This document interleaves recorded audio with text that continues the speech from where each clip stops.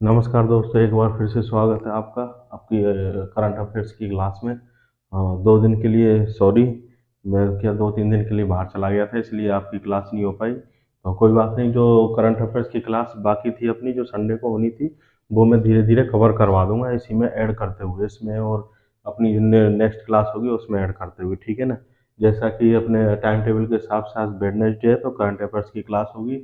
और 5 सितंबर से 9 सितंबर की जो न्यूज हैं उनको मैंने समराइज किया है आपके लिए, जो कि आपकी सभी होने वाली आरपीएससी या आरएसएम एसएसबी की जो भी एग्जाम होने वाली है उसके लिए बहुत ही इम्पोर्टेंट है, ठीक है ना।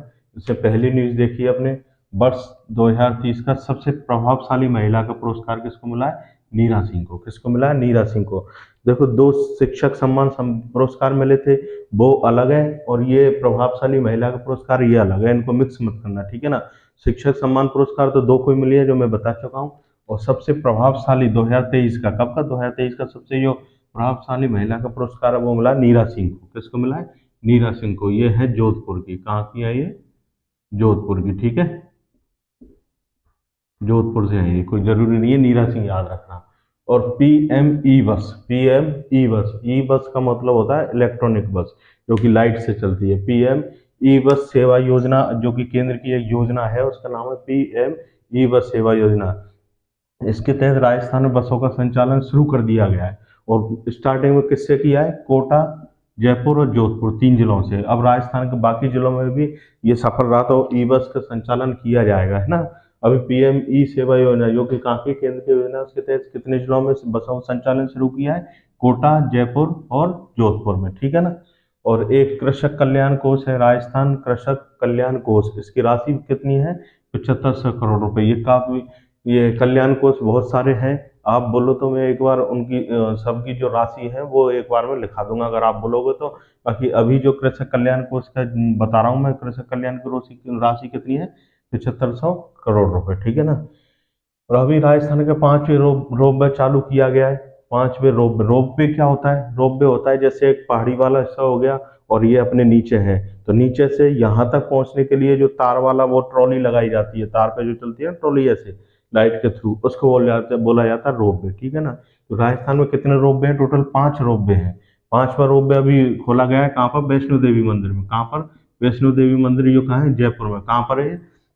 खोले के हनुमान जी की मंदिर की पहाड़ी है, खोले के जो हनुमान जी उनकी जो पहाड़ी है, वहां पर एक मंदिर है, वैष्णो देवी मंदिर। तो वहां नीचे से ऊपर जाने के लिए रोपवे लगाया गया है, वो 5वां रोपवे है राजस्थान का, ठीक है ना।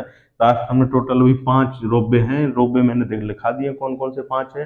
पहला रोपवे है सुंदा माता। सुंदा माता कहाँ पर है? जालौर में। ये काफी बार आया चुका है और आगे भी आ सकता है, इसलिए पांचों को याद रखना। पहला कौन सा है? सुंदा माता, जालौर में। सेकंड है करणी मनसा पूर्ण करणी माता, ये कहाँ पर है? उदयपुर में। तीसरा है सावित्री माता, ये कहाँ पर है? पुष्कर में। चौथा है सामोद हनुमान जी का मंदिर, ये भी कहाँ पर है? चौमू में है, जयपुर में, ठीक है ना। सामोद हनुमान मंदिर कहाँ है? जयपुर में है, चौमू के पास में। और ये वैष्णो देवी मंदिर जो भी 5 वक्त खुलाई है, वो कहाँ पर है? ये सामोद के हनुमान जी, ये क्या नाम है अपने, खोले के हनुमान जी की पहाड़ी पर, कहाँ पर है? जयपुर में, ठीक है ना, ये है। और आपसे पूछ जयपुर में कितने रोपवे हैं, तो जयपुर में 2 रोपवे। जयपुर का पहला रोपवे कौन सा है? सामोद हनुमान मंदिर है, जयपुर का पहला है। तो सामोद हनुमान मंदिर। राजस्थान का पहला है सुंदर माता, जयपुर जालौर, ठीक है ना। अब आइए मिनी गोवा। राजस्थान के जो कृषि विभाग है, इसने मिनी गोवा के रूप में एक गांव को विकसित कर रहा है ये, ठीक है ना। उस गांव का नाम क्या है? खड़ौला गांव। तो अब पूछे कोई कि मिनी गोवा कौन सा गांव है? मिनी गोवा किसको बोला जाता है? खड़ौला गांव को। मिनी गोवा किसको बोला जाता है? खड़ौला गांव को, ठीक है ना। ये कहाँ पर है? बड़ौला में। खड़ौला गांव है, बड़ौला में है। यहाँ पर क्या किया था? नारियल की खेती। गोवा में नारियल की खेती होती है, तो यहाँ पर अभी नारियल की खेती की जा रही है। कौन से गांव में? खड़ौला गांव में। तो राजस्थान का मिनी गोवा किसको बोला जाता है? खड़ौला गांव को, ठीक है ना। राजस्थान व्यापारी कल्याण बोर्ड है, इसका लोकार्पण किया गया है 17 सितंबर 2023 को। कब किया गया? 17 सितंबर 2023 को। किसका? राजस्थानी व्यापार कल्याण बोर्ड का, ठीक है ना। और सत्यव्रत रावत चुंडा, रावत चुंडा का पैरोनुमा, सत्यव्रत रावत चुंडा, रावत चुंडा का पैरोनुमा बना गया चित्तौड़गढ़, ठीक है ना। रावत चुंडा मेवाड़ राज्य का वो एक वो था राजा, ठीक है ना। इनको वो भी बोलते हैं, जो भीष्म पितामह भी बोलते हैं, मेवाड़ का भीष्म पितामह भी बोलते हैं चूड़ा को, क्योंकि उन्होंने कभी शादी ना करने की कसम भी खाई थी, ठीक है ना। और क्यों खाई थी, क्या है, वो अपन जब हिस्ट्री पढ़ेंगे तब डिटेल में बात करेंगे। अभी तो ये इनका पैनोरामा बना गया है, जो भी कहाँ पर है, चित्तौड़ में। कहाँ पर है? चित्तौड़ में। और इसको क्या बोला जाता है? इनको इनको बोलता है भीष्म पितामह। मेवाड़ का भीष्म पितामह या राजस्थान का भीष्म पितामह किसको बोला जाता है? रावत चुंडा को, ठीक है ना। एक है एंटी हैंगिंग डिवाइस।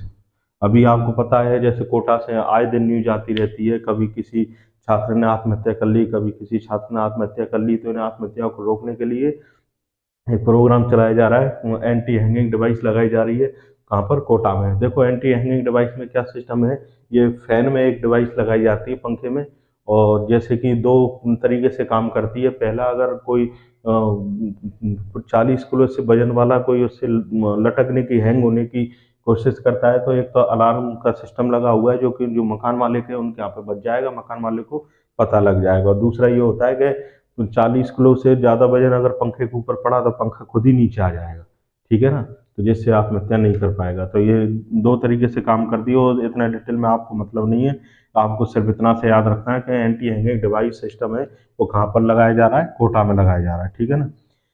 राजस्थान का पहला जिला, याद रखना है, बहुत इंपॉर्टेंट। राजस्थान का पहला जिला जिसके सभी ग्राम पंचायतों में पशु चिकित्सालय है, कौन सा है? सीकर। सीकर के सभी जितनी भी ग्राम पंचायत है उसमें क्या है? पशु चिकित्सालय है, ठीक है ना। एक है सेंटर ऑफ एक्सीलेंस, ये याद रखना, centre of excellence in panchakarma, ये कहाँ पर है? चाकसू। देखो एक है centre of excellence in panchakarma, ये तो है चाकसू में, ठीक है। एक है इंटरनेशनल सेंटर ऑफ एक्सीलेंस, एक कौन सा है? Sorry, international centre of excellence, वो है जोधपुर में। दोनों को मिक्स मत करना। Centre of excellence in panchakarma तो है चाकसू जयपुर में, और international centre of excellence in panchakarma है कहाँ पर? जोधपुर में, ठीक है ना। वो आए दिन कभी मैं लिखा दूंगा। तो एक है राजस्थान संगीत नाटक अकादमी, क्या है? राजस्थान राजस्थान संगीत नाटक अकादमी। इसका 2023-24 का सर्वोच्च रत्न पुरस्कार, सर्वोच्च रत्न सम्मान किसको दिया गया? भानु भारती को। किसको दिया है? भानु भारती। बहुत इंपॉर्टेंट क्वेश्चन है। राजस्थान संगीत नाटक अकादमी का 2023-24 का सर्वोच्च रत्न सम्मान किसको दिया गया है? भानु भारती को, ठीक है। ये भी बहुत इंपॉर्टेंट है। देश का पहला पैरा स्पोर्ट्स परफॉर्मेंस सेंटर, देश का पहला स्पोर्ट्स परफॉर्मेंस सेंटर कहाँ पे खोला गया है? एसएमएस स्टेडियम में। एसएमएस स्टेडियम कहाँ पर है? जयपुर, सवाई मानसिंह स्टेडियम जयपुर में। देश का पहला पैरा स्पोर्ट परफॉर्मेंस सेंटर, ठीक, इसको भी याद रखना। देश का सबसे बड़ा रूफटॉप प्लाजा, देश का राजस्थान का नहीं बोल रहे, दोनों देश के, ठीक है, राजस्थान का नहीं है। देश का सबसे बड़ा रूफटॉप प्लाजा का निर्माण कहाँ किया जा रहा है? उदयपुर रेलवे स्टेशन पर। कहाँ किया जा रहा है? उदयपुर रेलवे स्टेशन में। क्या है ये? रूफटॉप प्लाजा, ठीक है ना। एक है राजस्थान आवासन मंडल, इनके आयुक्त थे जो रिटायर्ड हुए थे, पवन अरोड़ा जी, इनके बारे में मैंने बताया था। राजस्थान आवासन मंडल का जो स्थापना है वो 1970 को हुई थी, फरवरी 1970 को, ठीक है ना। उनके पवन अरोड़ा जी अभी आयुक्त थे जो रिटायर्ड हुए। पवन अरोड़ा जी कार्यकाल में कम से कम 15 से 20 पुरस्कार किसको मिले? राजस्थान आवासन मंडल को, है ना। अभी उनके नए आयुक्त, पवन अरोड़ा तो रिटायर्ड हो गए, नए आयुक्त की नियुक्ति हुई है, उनका क्या नाम है? कुमारपाल गौतम, ठीक है ना, कुमारपाल गौतम। राजस्थान आवासन मंडल के नए आयुक्त कौन है? कुमारपाल गौतम।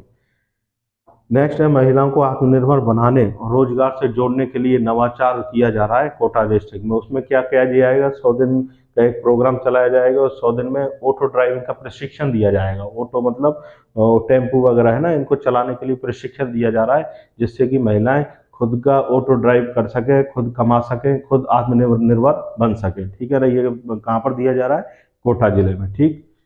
ये थे 9 सितंबर के समाचार, ठीक है ना। कल अपनी जैसे कि जिले डिस्ट्रिक्ट वाली जो क्लास चल रही है वो कंटिन्यू करेंगे, अब से क्लास कंटिन्यू चलेंगी, और संडे को अपने जो बाकी न्यूज़ रह गई है 1-2 दिन की, मैं 1-2 दिन लेट था तो वो उसमें इंक्लूड करके संडे को फिर से करंट अफेयर्स की क्लास लेंगे, ठीक है बच्चों। बताना कैसी लगी क्लास, कमेंट शेयर सब्सक्राइब करना चैनल को, और ठीक है ना। Thank you.